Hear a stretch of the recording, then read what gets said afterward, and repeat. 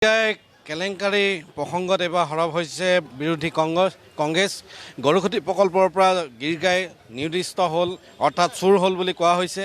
এই গৰুখুটি প্ৰকল্পৰ পৰা যিসমূহ গীৰ গাই গুজৰাটী গাই নাইকিয়া হ'ল অন্তৰ্ধান হ'ল, সেই গাইক লৈ এতিয়া সমগ্ৰ ৰাজনীতি উত্তাল হৈ আছে। বিৰোধীয়ে ইছ্যু হিচাপে হাতত লোৱা পৰিলক্ষিত হৈছে। বিগত এটা সপ্তাহ ধৰি এই প্ৰসংগত ৰাজ্য উত্তাল হৈ আছে। আজিৰ দিনটোত কংগ্ৰেছে সমগ্ৰ ৰাজ্যজুৰি তেওঁলোকে বিধানসভা সমষ্টি ভিত্তিত তেওঁলোকৰ প্ৰতিবাদ সাব্যস্ত কৰিছে। গৰু চোৰ কোন পোহৰলৈ আহিব লাগে, মুখ্যমন্ত্ৰীয়ে গৰু চোৰক সুৰক্ষা দিব নালাগে আৰু যি দুগ্ধ উন্নয়নৰ ক্ষেত্ৰত যেনেধৰণৰ কেলেংকাৰী সংঘটিত হৈছে ইয়াৰ ওপৰত এটা তদন্ত হ'ব লাগে, এইখিনি তেওঁলোকৰ দাবী। আৰু এই মুহূৰ্তত দেখুৱাইছোঁ লখিমপুৰ জিলা কংগ্ৰেছ আছে, ইয়াত কৃষক কংগ্ৰেছ আছে।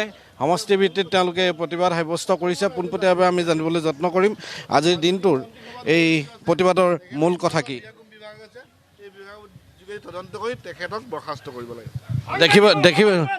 দেখিবলৈ পোৱা গৈছে যে মন্ত্ৰী বিধায়ক তেওঁলোকৰ দলৰ মানুহৰ মাজতে এই গাইবিলাক ভাগ কৰি লোৱা হৈছিল আৰু যিবিলাক গাই দিছিল সেই গাইবিলাক NDTV ফালৰ পৰা ছাপ্লাই দিয়া বুলি একোটা কথা আছে।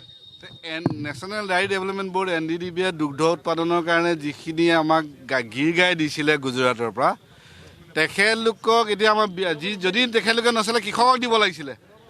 যদি গৰুকেইজনী পালন কৰিব লাগে কৃষকক দি দিয়ক, ফ্ৰীকৈ দিয়ক। তেখেতলোকে আকৌ গম পাই মনে মনে আকৌ তেখেতলোকে গৰুখিনি মন্ত্ৰী বিধায়কে ভাগ কৰি ল'লে। এতিয়া আকৌ কৈছে গ'লে গৰু সময়ছোৱাত সুধিছিল গৰু লাগিব নেকি।